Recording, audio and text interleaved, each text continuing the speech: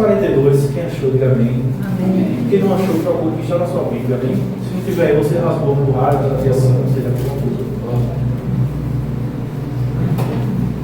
Quem achou, diga amém. Amém. Amém, né? Depois de cada louvor desse, vocês não dormem, não, né? Vou ler com vocês. Não sei se você já leu esse salmo, se emocionou uma vez. Depois que você ler essa pregação, você vai se emocionar muito mais. Depois desse salmo, você vai ver todos os olhos. Me aguardem, tá? Assim como a costa anseia pelas águas correntes, também minha alma anseia por ti, ó Deus. Minha alma tem sede de ti, Deus vivo, quando irei e verei a face de Deus. Minhas lágrimas têm sido meu alimento dia e noite, enquanto me dizem a toda hora onde está o teu Deus. Derrama minha alma dentro de mim e lembra-me de como eu guiava a multidão em procissão na casa de Deus, com gritos de alegria e louvor, multidão em festa. Porque está batida a minha alma, porque te perturba dentro de mim. Espere em Deus, pois ainda eu louvarei minha salvação de Deus. Minha alma está perturbada dentro de mim, por isso me lembro de ti nas terras do Jordão, no Hermônio, no monte Mizar, um abismo que chama outra coisa. Ao ruído das tuas cachoeiras, todas as tuas ondas e vagalhões têm passado sobre mim. Verso 8. Contudo, durante o dia, o Senhor me concedeu a sua bondade. Durante a noite, o seu canto está comigo. Esta é a minha oração ao Deus da minha vida. Digo a Deus, minha rocha, por que te esqueceste de mim? Porque ando lamentando por causa da opressão do inimigo. Meus ossos se esmigalham quando meus adversários dizem sem cessar: onde está o teu Deus? Porque está batendo a minha alma? Porque te perturba dentro de mim? Espere em Deus, pois ainda louvarei minha salvação, meu Deus. Olha, Deus, Pai eterno, queremos te agradecer pela bondade, pela dádiva, Senhor, que está aqui mais uma manhã para te louvar, para te bendizer. E nós reconhecemos a tua bondade, Pai, a tua misericórdia, o teu favor, porque nós somos totalmente dependentes de ti, Pai. Nós somos pessoas que somos carentes da tua presença. Que o Senhor que é bom, que é eterno, possa falar nos nossos corações nessa manhã. Obrigado, Senhor, pela graça e dádiva de estar aqui, te adorando e bendizendo a teu santo nome. Obrigado, Jesus, pelo teu eterno amor. Amém. Graças a Deus. Pode sentar, tá?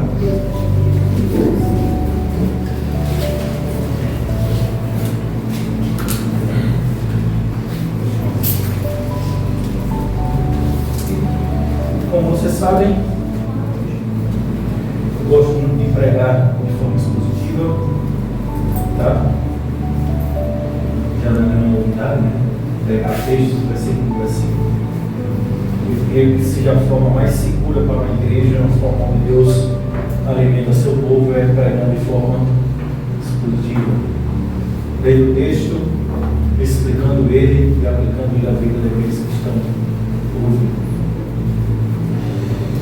Estamos aqui no livro de Salmos 42, e nós sabemos que o livro de Salmos tem divisões no livro de Salmos. O livro 1 é do 1 ao 41, é o primeiro livro de Salmos, tá? E Salmos, nós sabemos que é o hinário de Israel, onde Israel, toda vez que tinha uma festa solene, uma festa voltada sobre Deus, eles pegavam os salmos e cantavam ao Senhor. Se você ler aqui no hebraico, no livro de Jeremias, no hebraico, você vai ver, é como se estivesse cantando, até Lênia cantando, a sala vai guardando, você aprende isso. É muito belo, tá? Muito belo mesmo. E no livro 2, o livro de Salmos, né? O segundo livro de Salmos, do 42 ao 72, é o segundo livro de Salmos. O livro 3 é de 73 a 89, o livro 4 de 90 a 106 e o livro 5 de 107 a 150. Então nós estamos aqui reunindo 5 livros em um só. E nós vamos trabalhar no segundo livro de Salmos, que é o Salmos 42, tá? Eu queria junto com vocês compreender aqui esse texto, como ele é belo, porque aquela coisa do verso 1 e o verso 2, nós vamos trabalhar verso a verso com esse versículo. Vamos primeiro ler, em seguida ele trazer uma pequena introdução desse versículo aqui, do 2, em seguida nós vamos trabalhar e aplicar nas nossas vidas, tá bom? Assim como a corça anseia pelas águas correntes, também minha alma anseia por ti, ó Deus. Minha alma tem sede de Deus, e Deus vivo, quando irei e verei a face de Deus. Esse salmo foi escrito, há um debate entre eles, que foi da família de Coré. Essa família ela aparece em 2 Crônicas 19. E outros dizem que foi Davi. Eu fico com a parte que foi Davi e eu vou explicar os razões. Mas você vai ver na sua Bíblia dizendo filho de Corá, filho de Coré. O que acontece? Nós sabemos de toda a trajetória de Davi, como foi difícil para Davi chegar ao seu reinado. Um jovem humilde, de uma família humilde, que seus irmãos eram guerreiros, eram soldados de grande porte, ao ponto de 1 Samuel 17, quando chega-se na casa de Jessé, aqui nessa casa sairá um rei, e era uma alegria muito grande de uma mãe quando a mãe se tinha filhos homens, porque sabia que o filho dela poderia ser um profeta, ou poderia ser um sacerdote, ou poderia ser um rei. E aquele homem ali é surpreendido, ele traz todos os seus filhos de guerra, e Deus surpreende aquela casa, surpreende até o próprio Samuel, dizendo da seguinte forma: eu não olho para a aparência, mas olho para o coração. Davi em secreto tem uma luta grandiosa com quem? Com o leão e com o urso. Ninguém viu. Essa luta ninguém presenciou, só Deus e Davi. Existe coisa na nossa vida que é assim, ninguém vai presenciar. É só você e Deus. Davi não saiu, não chegou em casa de peito aberto, dizendo da seguinte forma: eu fiz, eu lutei. Não, ele chegou calado porque ele sabia o Deus que ele servia. Provavelmente estima-se que Davi ali adorava ao Deus verdadeiro, ao Deus que ele conhecia como Deus de Israel. E ao passar-se dos anos, aquele homem se apresenta diante de Samuel, aquele profeta, e ele é surpreendido e diz: pronto, esse daí será o rei. Um homem, o texto bíblico diz que era um homem franzino, um homem magro, ruivo, de pouca estatura, fraco, que para a imagem daquela época, para um rei, é impossível, porque sua estatura e seu corpo não condizia com aquilo que o rei assim era para ser, um guerreiro, um lutador. Mas entenda-se uma coisa, que capacitava Davi a Deus. Deus não estava preocupado com a estatura de Davi. Deus não estava preocupado com o que Davi tinha em suas mãos como força. Não, Deus sempre esteve com Davi. No momento de sua dificuldade, ele diz: quem é esse incircunciso que afronta o Deus vivo? Já falando de Golias. E aquele homem com uma pequena estilingue põe uma pedra, lança, e Davi cai ao chão, Golias cai ao chão e ele vai, toma a sua cabeça e leva como prêmio. E Saul, muito alegre, diz: minha filha será sua se você assim ganhar desse homem, vencer esse homem tão perverso que está assolando todo mundo. Todo mundo tem medo dele. Davi faz: eu não tenho medo porque eu sou um homem que tem uma aliança com Deus. Mas em todo o enredo, em todo o contexto aqui, o jogo muda, a chave muda, porque Davi foi escolhido para ser rei por Deus. E Deus tinha rejeitado quem? Saul. Deus rejeita Saul de uma forma terrível. Deus pede para que Saul fizesse algo e Saul fez uma coisa totalmente diferente. Para você ver que, entenda só uma coisa, viu? Às vezes na nossa vida a gente quer fazer as coisas do nosso jeito, então as coisas do jeito de Deus. E Saul fez do jeito dele. Não esperou o sacerdote para fazer o sacrifício, fez no lugar do sacerdote, no lugar de Samuel. Ele disse: por que fizeste isso? Trouxe tudo isso, não era para você ter feito. Deus mandou para destruir o quê? Tudo. E você fez tudo ao contrário. Deus te rejeitou. Você vê a gravidade das coisas? Como é grave fazer as coisas do seu jeito. Hoje, graças a Deus, Deus não rejeita seus inimigos. Mas tem lei que dá dor de cabeça.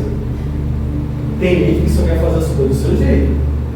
E aí é que está o grande dilema nosso. É que nós devemos estar sempre na vontade de Deus. E não sempre na nossa vontade.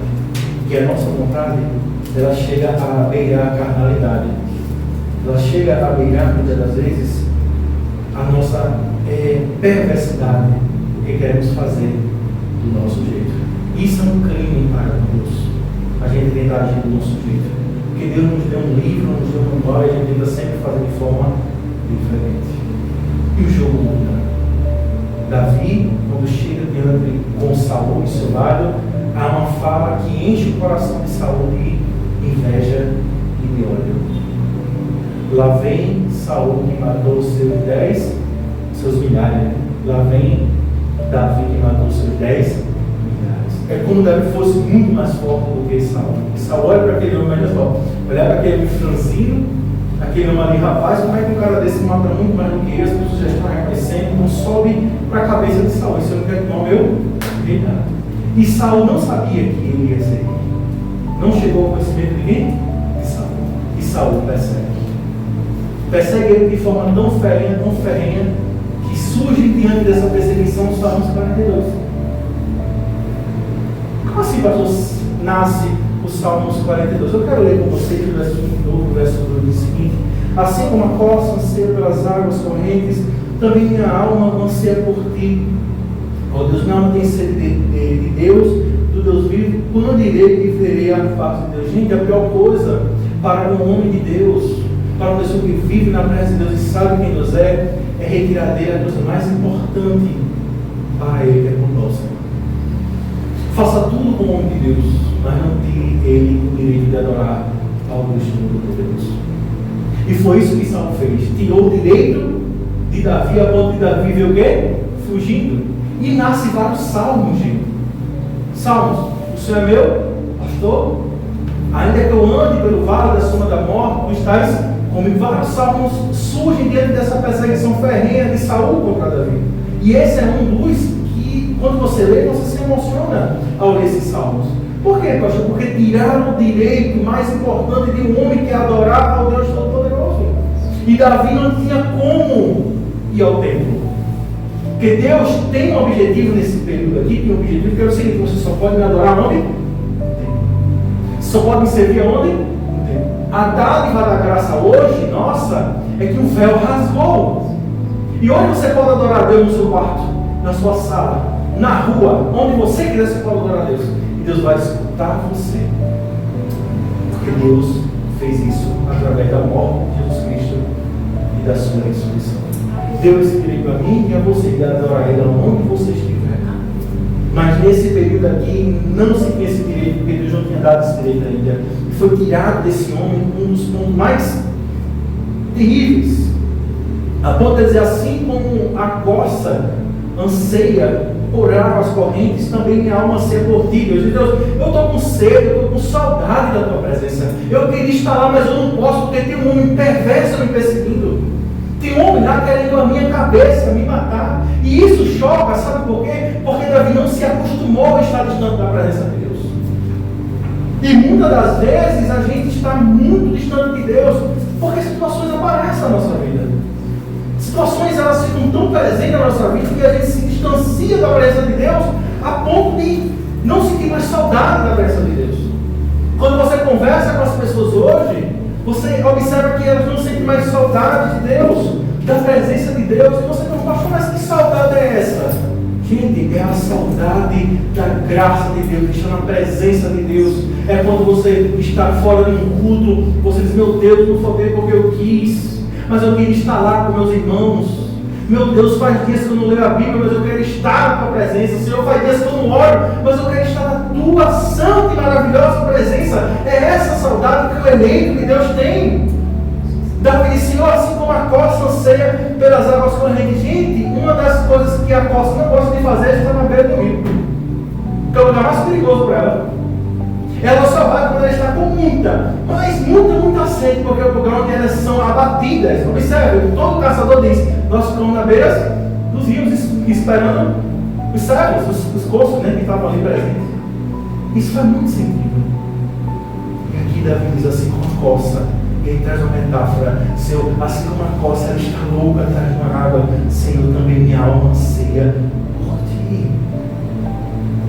Nós devemos ter urgência para estar na presença de Deus. Não deixe para depois.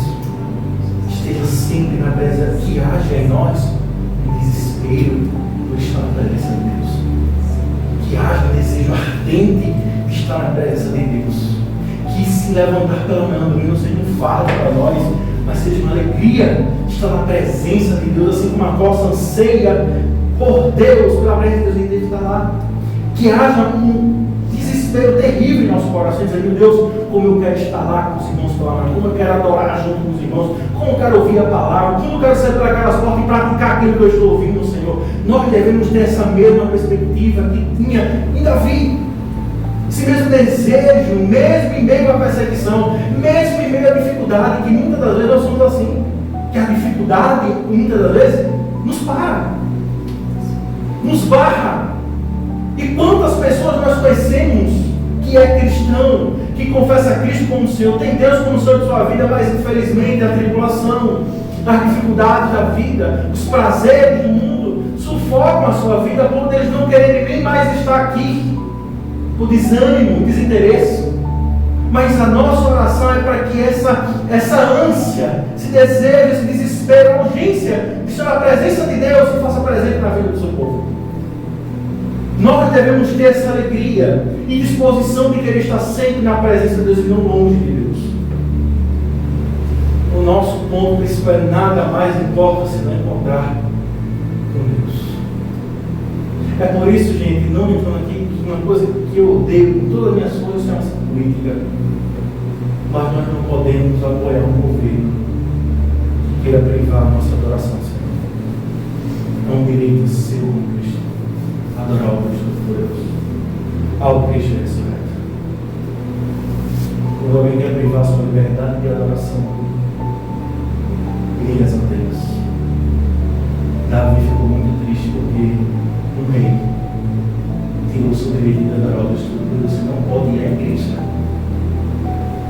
E a imagem nossa que tem hoje é a igreja, onde os irmãos se reúnem. Nós devemos lutar contra isso, todas as nossas forças, dizendo ao Deus Todo-Poderoso: Senhor, que meu direito sempre esteja presente de adorar o Deus Todo-Poderoso, publicamente, não de forma oculta ou de forma escondida, mas pública. Que foi assim que Deus me chamou para acompanhar de forma. Pastor, mas se acontecer uma perseguição, amém por isso. Mas o seu desejo de adorar a Deus de forma pública.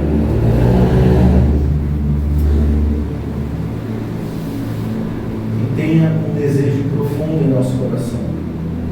Tenha um desejo ardente em nosso coração. Davi não estava preocupado em querer as bênçãos espirituais, no sentido terreno das coisas.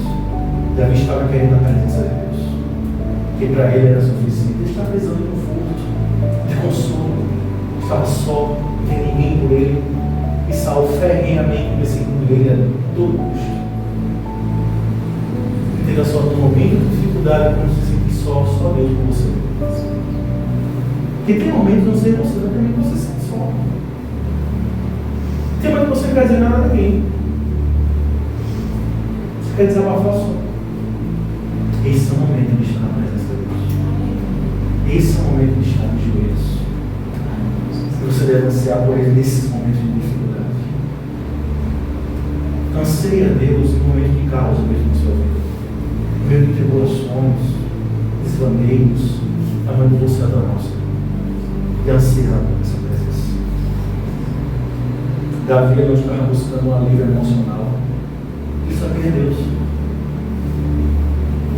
Mesmo meu medo, ele só queria Deus. Uma missionária, passou mais de 25 anos presa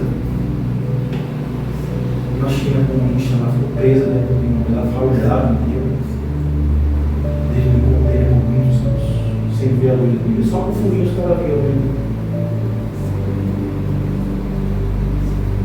E ela, quando sai daquele terrível calabouço, ela só pergunta por uma coisa: cadê minha Bíblia?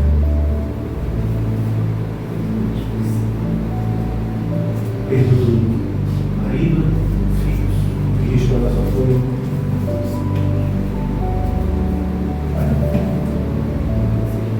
Se você saísse de lá, no contexto desses mais de 20 anos preso, o que você diria quando você saísse de lá com as portas da luz? Ela não perguntou pelo marido, ela não perguntou pelos filhos, não perguntou pelos bens que ela tinha, só perguntou onde está a minha. Quando deram a ela, essa mulher chora. Desesperadamente, ela se agarra na Bíblia. Chora sobre a luz e não é tudo que eu tenho, que eu vou levar para a eternidade. E nós não temos isso porque estamos num país livre. Não, ainda não vamos falar dela. Se for num país que não se pode nem citar um texto bíblico,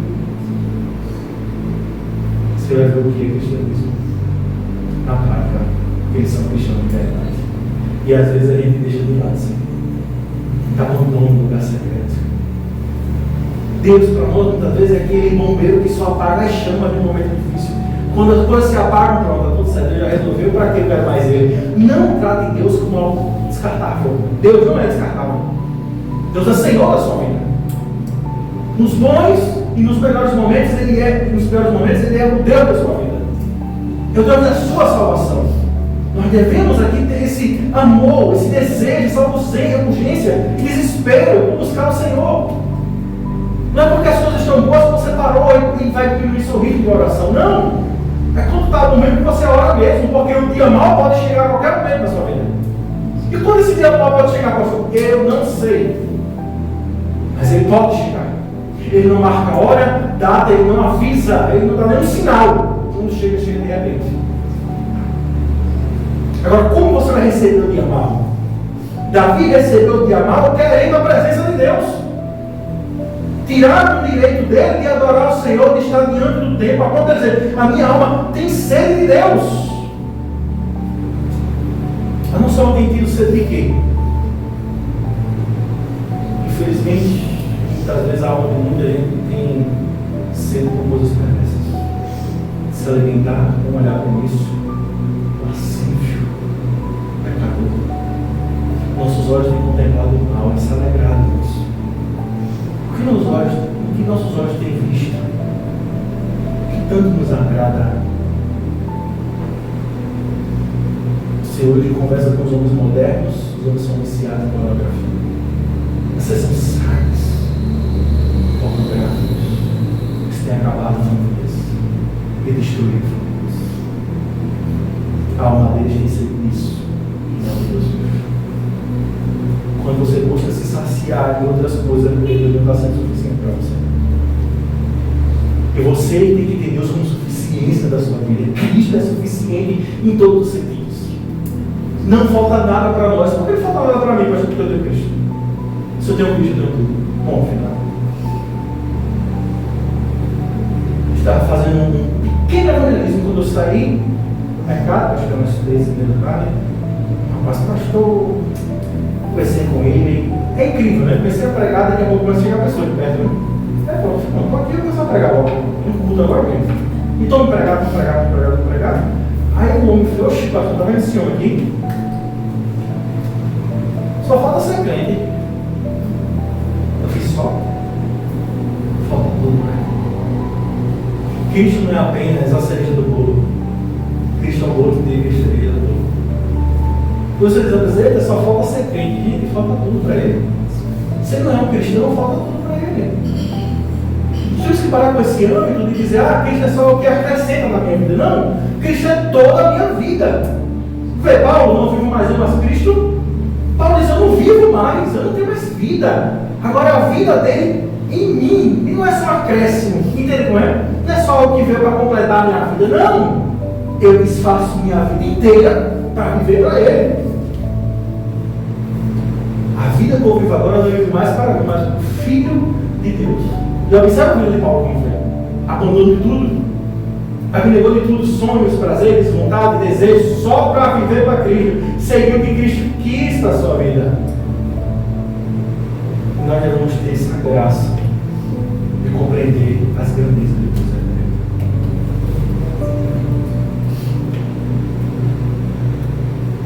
João 4:14, vamos pensar pela. Você vê Jesus diante daquela mulher. Quem sabe que merece? Vai na beira do poço e é samaritana. Aquela mulher ali, pecado e mais pecados. E ela vai um dia poderia ver ela como ninguém, porque ela era uma prostituta. Era a mulher que fazia. E quem ela encontra? A vida da mundo. A vida dele.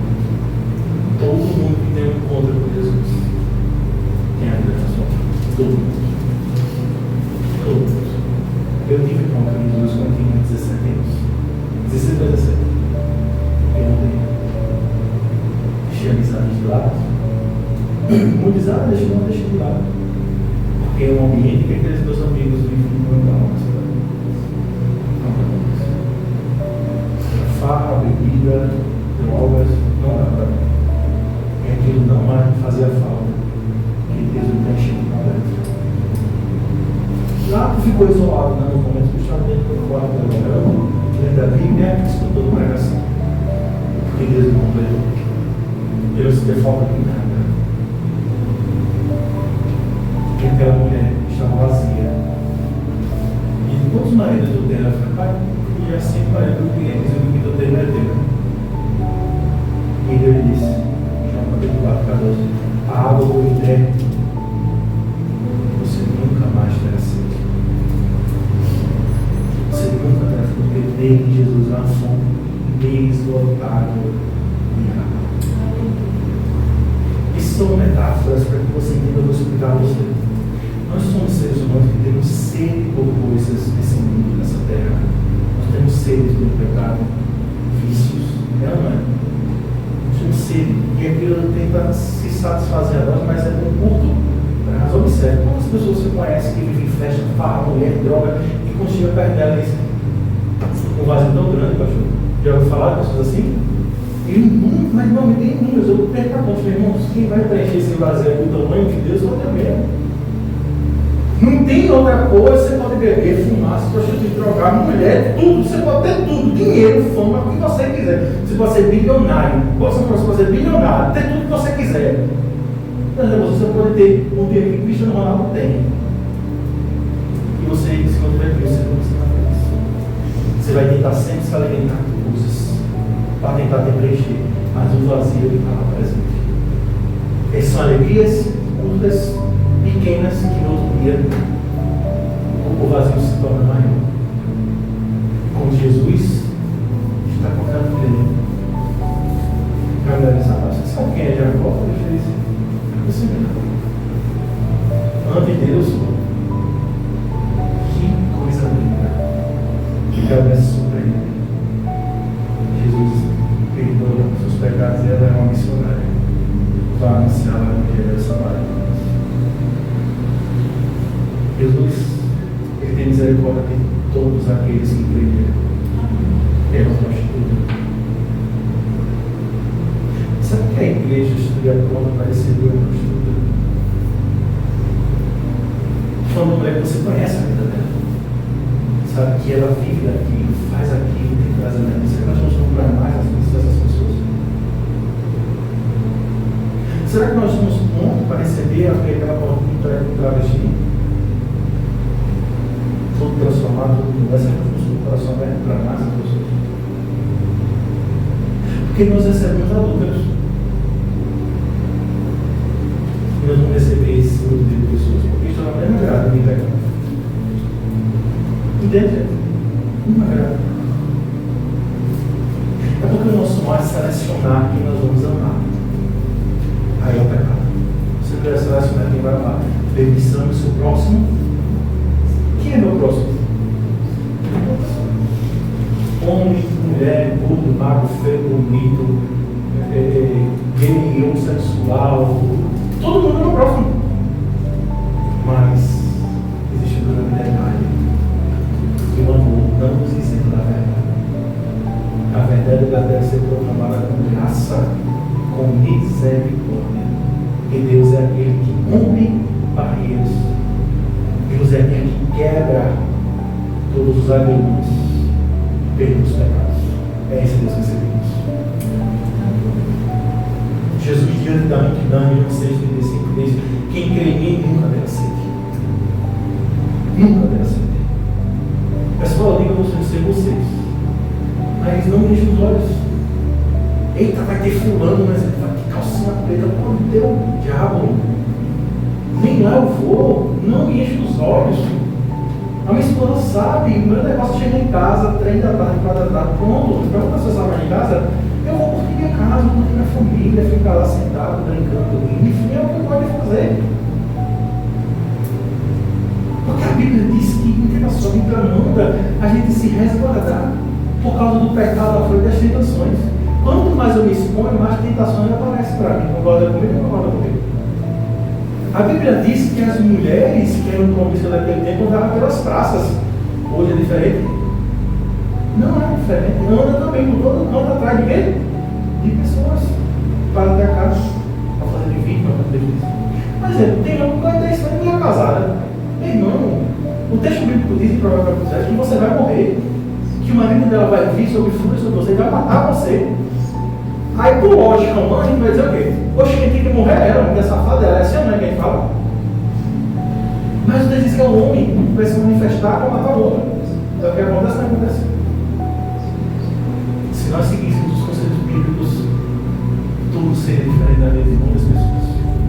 Que Deus nos ajude. Jeremias 2,13 diz o seguinte: meu povo cometeu 2 crimes e abandonaram a fonte de água viva. Quantos têm cometido esse crime na igreja? E abandonam os filhos.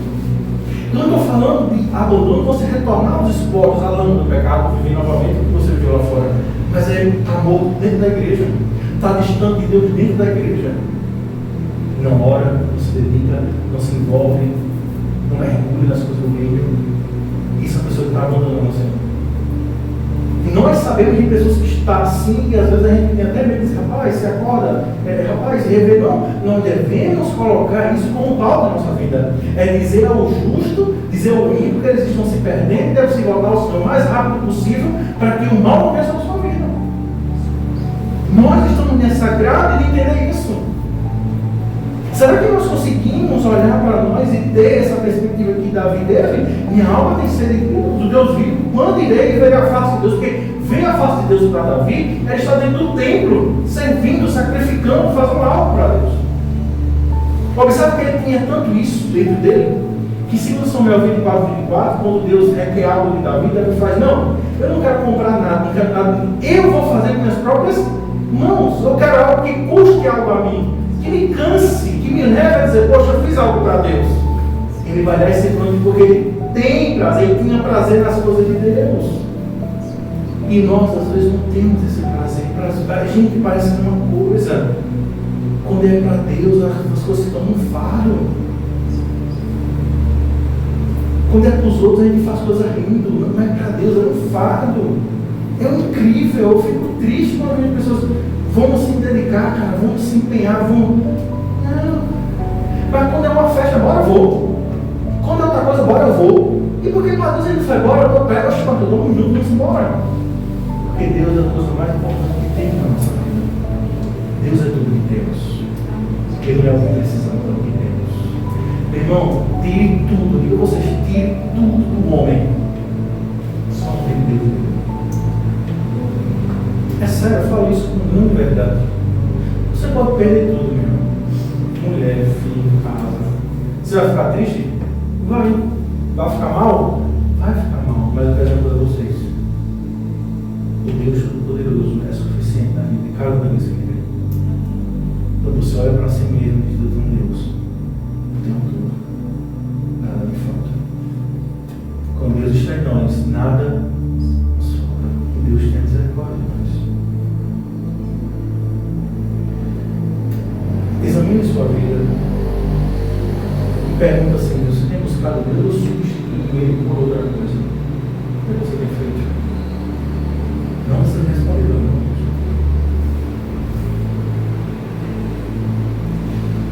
Esse momento de crise que você se encontra, esse momento de dificuldade de buscar o Senhor, século de Deus, século XIX, chamado Mark Lloyd Jones, disse assim: o maior erro que você pode cometer em termos de depressão espiritual é escutar você mesmo, ao invés de pregar a você mesmo.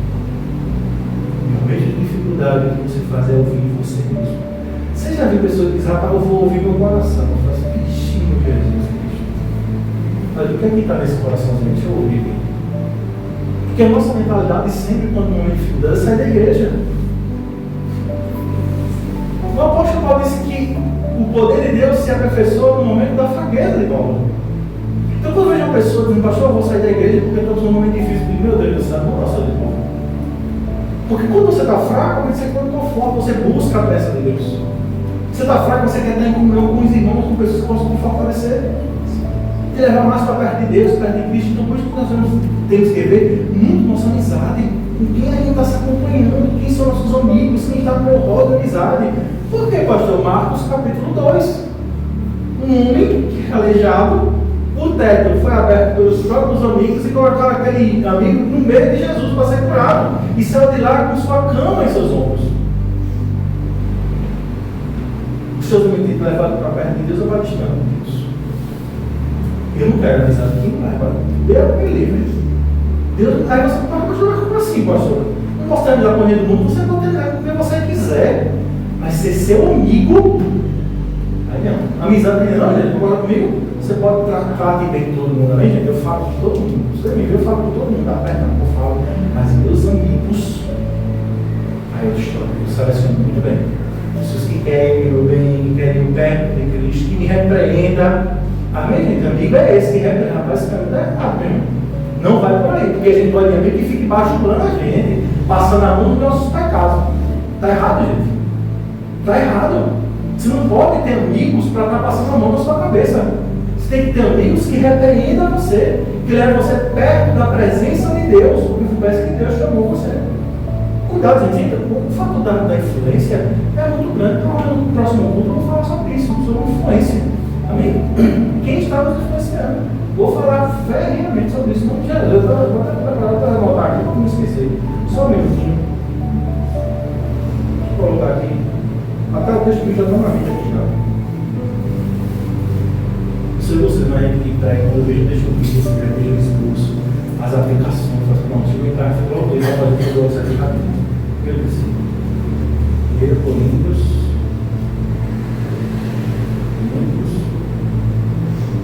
15:33/34, aplicar sobre amizade. Eu vou falar para depois, já volto para as pessoas. Amém, gente? Não esquecer, não vou fazer isso, não vou nem dar continuidade aqui. A nossa prática é que nós possamos se apresentar diante de Deus com esse mesmo império que Davi teve, de ter uma alma diante da presença de Deus, um ser de Deus, uma costa anseia pela presença de Deus, que nós precisamos, de forma muito unida, ter uma oração constante, ter uma vida de oração constante. Infelizmente, é uma área onde muitos crentes ficam fracos, é na oração. Eles não conseguem dar continuidade, eles oram um dia ou daqui a pouco não oram mais. Nós estamos muito habilitados a crer como um exemplo, é o crente miojo. Já ouviu falar crente miojo? É aquele crente que ora hoje e quer que as coisas aconteçam amanhã. Porém, não é assim só com algumas pessoas, né? Algumas pessoas assim, você por que eu não vejo nos bem sei? Amém, gente? Porque Deus age na vida dos outros como Ele bem quer. Ué, teve coisa na minha vida, eu orei de madrugada, de manhã já estava resolvido. Ah, pastor, se o Deus é predileto, não, porque teve orações que eu faço que até hoje eu oro. Teve, depois demorou 12 anos em oração e Deus me sobrou com 12 anos depois. Oxe.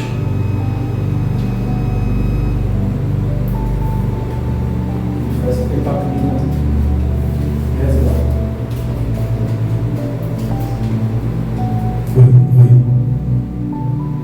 E teve coisa na nossa vida que Deus só deu 12 anos depois. Aí você pergunta, como é que Deus é? Eu não sei. Eu não sou Ele que sabe o que faz. Amém, amém? E quando você ora que você nunca vai receber. Eita, bem pesado, não. Não vai receber. Por quê? Você não precisa. Às vezes a gente ora por coisa que a gente não precisa. Que não é nossa necessidade. Deus sabe as nossas necessidades. Deus sabe aquilo que precisamos. Deus sabe o que você precisa. Amém, gente? Gente, Deus sabe o seu endereço. Deus sabe o seu Pix.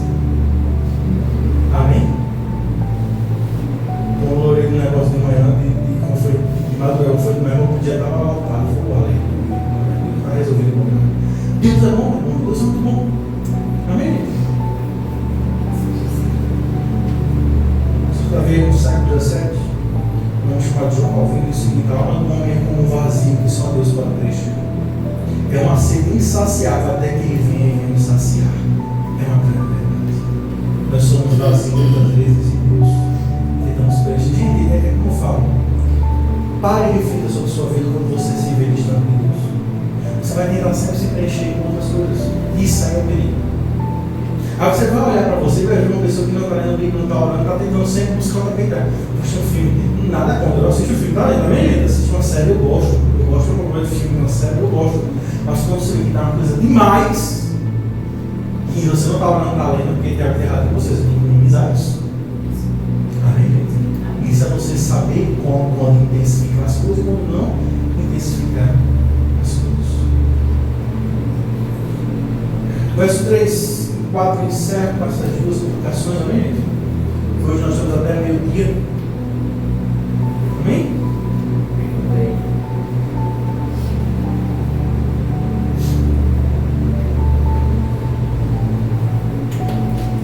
Nós estávamos esperando. Aí, só mandei lá para a rua, lá em casa.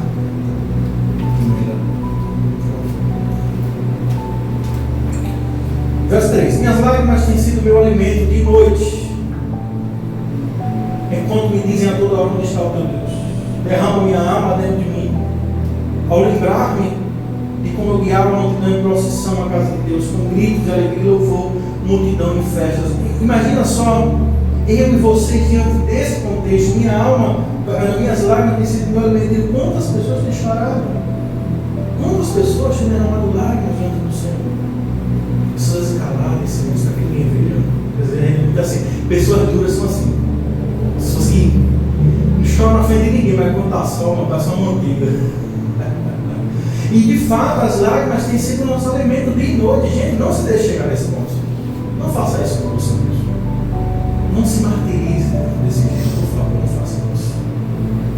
Eu sei que as situações não é que o diabo diz isso, mas as situações somente dizem: onde está teu Deus? Deus continua lá. Sempre da vontade dele, mas é Cristo. Eu vejo pessoas terrivelmente amarguradas, decepcionadas com a vida, achando: Deus, por que eu tenho essa vida? Deus sabe por que você tem essa vida. Deus sabe. Deus sabe por que você precisa passar por isso. Agradeça a Ele mais do que murmurar. Agradeça a Deus pelo que você tem, pelo seu trabalho. Para de falar mal do seu trabalho. Não aguento mais, não me levantar cedo. Isso é uma porcaria. Agradeça a Deus. Você está com saúde para se levantar. Tem pessoas que não estão conseguindo colocar alimento na sua mesa, gente. E você está colocando comida na sua mesa. Não tem faltado. E você tem provado a graça de Deus todos os dias. Então não deixe que as lágrimas digam onde está o teu Deus. Não deixe isso acontecer. O pastor não pode chorar, pode chorar. Você deve chorar, amém? Bota para fora, chora mesmo. Porque Apocalipse 24 diz que naquele grande dia Deus vai enxugar todas as nossas lágrimas. Imagina só quando você entrar, vai que quando vir a Nova Jerusalém, tiver aqui que o reinado dele estiver concretizado, que será que o seu grande reinado entra no descanso do meu Pai eterno, na Nova Jerusalém, quando nós estaremos com Ele dia e noite, e não haverá mais choro, não haverá mais nada, cabelo branco não vai demais, meu Deus do céu, velhice não vai ter, doença não vai ter, não vai ter, só vai ter a presença dele nos preenchendo, nos alimentando tremendamente. Que maravilha!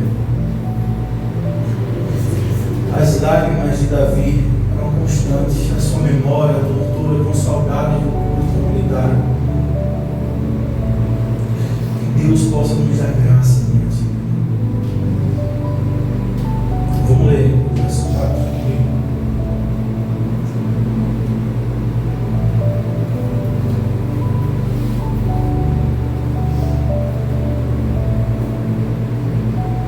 Derrama minha alma. Oxi, também foi. Vale a boca. Derrama minha alma dentro de mim, ao lembrar-me de como guiava em procissão a casa de Deus com grito de alegria e louvor, multidão e festa. Gente, você lembra de ver como Davi era aquele homem animado, quando a arca vai virar, aquele homem segura a arca e ele morre. podia tocar na arca. Tocou, morreu. Um que poderia levar era a tribo de Levi. O único que poderia levar. Quem tocou, morreu. Aí o homem foi, é por isso que eu sempre digo, gente, o inferno está cheio de boas intenções. O inferno está cheio de boas intenções. Rapaz, foi ter boa intenção, mas boa intenção não salva ninguém. Gente. Mas existe um grande detalhe ali. Que se aquela arca cai no chão, todo mundo morreu. Todo mundo. Quem vai segura o mundo. E Davi disse, quando ele passa, cessa, aquela arca passa 3 vezes a casa da pessoa que não era crente, que não tinha nascido de Deus, abençoou aquela casa. De tudo, não deixa que era tudo, Deus abençoou. Por isso que eu digo, a casa de um crente é abençoada. A casa de um crente, um cristão, é abençoada. Diga a vocês, com todas as minhas forças, é abençoada. É uma casa alegre, sem briga, sem distinção. Gente, diga a vocês, é uma maravilha. É como eu digo, a casa de um crente paraibano é cheia de reação. É brincadeira, é alegria. Gente, quando o homem chega da casa, você tem um peso de alegria. Amém, gente? É assim. Aí minhas filhas perguntaram como é que eu cheguei em casa, brincando, rindo, sorrindo, né, mãe? Perguntaram, brincando, rindo. Não traga problema para dentro de casa, porque o nosso lar cristão, de paz, de alegria. Amém, gente? Sabendo que Deus vai resolver todas as coisas. E quando você tiver de chorar, chora. Não tenha medo de chorar, mas sinta saudade da presença de Deus. Se estiver distante, sinta saudade dessa presença. Que é essa presença que sustenta você. Que deixa você de pé como você está hoje, por causa da presença de Deus. Mesmo em meio, né, a troncos e barrancos, você está de pé. Ô maravilha, né? Eu já vi crente apanhado. Meu irmão, é cacete. Mas, pastor, meu irmão, tem crente que apanha, então beleza, tem que aprender. Isso é legal. Gente, apanha só uma vez. É bom apanhar, mas uma vez. E gente está apanhando a mesma coisa há anos. Tem crente que meu irmão, já era 270 vezes que eu falar isso. Não tem como resolver isso. Não, pastor, que eu estou tentando, meu irmão, não tem. Se acredita, se sente, fica, sente à vontade. E Deus é contigo agora, amém?